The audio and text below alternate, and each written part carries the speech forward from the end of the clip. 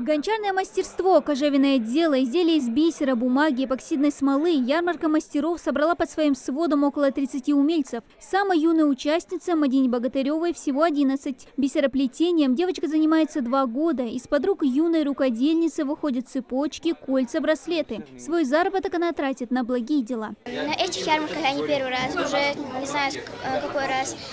На ярмарках я зарабатывала деньги, и свой первый заработок я потратила на благотворительность. Я отправилась кошкам, собачкам, маленьким бездомным животным деньги на благотворительность и серьезно не могла пройти мимо них.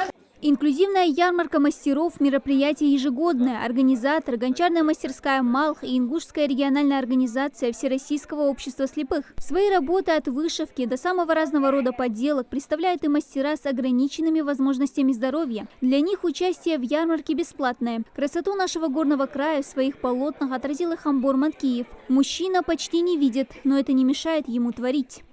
Вот так я рисую, близко, посмотрю. Вот так я. Потом я телефон, камеры, съемку делаю, и там увеличиваю картины, каждую деталь проверяя, где у меня недостатки. После этого опять повторно я контролирую свою работу, там детали, чтобы эффекты, чтобы достаточно были. К этой ярмарке ремесленники готовились не один день, а помогали им в этом и волонтеры-медики. Так как ярмарка инклюзивная, они оказывают активную помощь мастерам с ограниченными возможностями здоровья.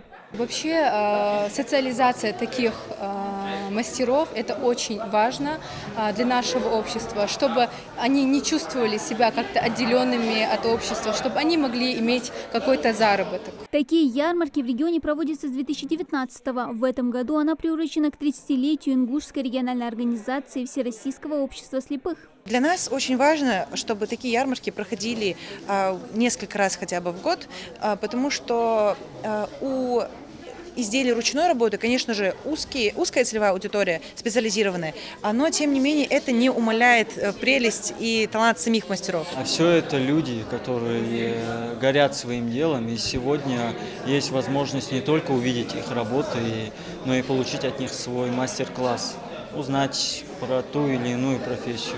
Для искусных мастеров такие мероприятия – повод поделиться своим опытом с начинающими и место для обретения новых клиентов. Во-первых, это знакомство с новыми людьми, показ себя, своих изделий и знакомство с другими направлениями, которыми я еще не знакома. И также поток новых клиентов.